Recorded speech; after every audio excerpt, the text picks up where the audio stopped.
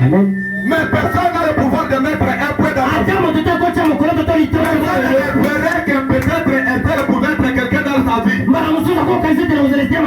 C'est comme ça qu'on te traite encore jusqu'à ce soir. Tu n'es pas considéré dans la famille. Tu n'es pas considéré dans la société. Tu n'es pas considéré dans l'entourage. Dans le quartier. Maintenant, c'est l'homme de Jésus. Il dit qu'il veut t'honorer. Il veut te couronner. Il veut t'appeler la fille du roi. Il veut que tu sois la fille du roi. Acceptez seulement la paix. Parce que Esther, quand on a convoqué toutes les jeunes filles, elle ne veut pas résister. Toi aussi, ne résiste pas à l'appel de Dieu. Il s'appelle pour te sauver. Le diable t'a gardé dans la modalité. Il t'a fait marcher ni dans la rue.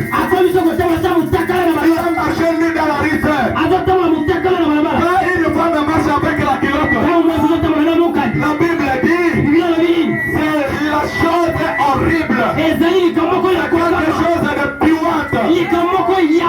Et tu étais négligé. Tu étais sans valeur. Aujourd'hui, cet homme de Galilée, celui qui avait crié que tout est à lui, il veut ôter cette vie de porter. Il veut ôter la vie de porter la culotte. Il veut ôter la vie de porter le pantalon. Il veut que tu sois une véritable reine. Afin que ceux qui ne te considèrent pas puissent t'honorer. Il faut changer de langage. Il faut t'appeler maman.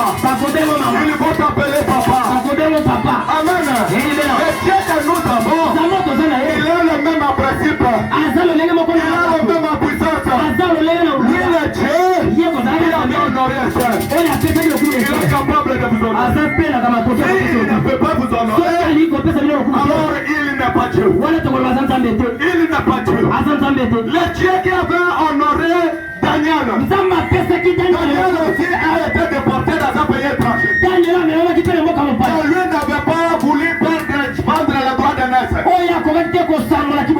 Il a été humilié. On l'a amené jusqu'à la face au lion. Et il a tenu bon. Quand il est descendu dans la face au lion, Dieu l'avait honoré. Il a prouvé qu'il était le véritable lion de tribu de Juda. Quand il est sorti de la porte, il était couronné. Il était honoré. Aujourd'hui, ta honte doit changer à gloire. Quand tu as votre déclaration qui sont faites, aujourd'hui, les choses vont changer. Les choses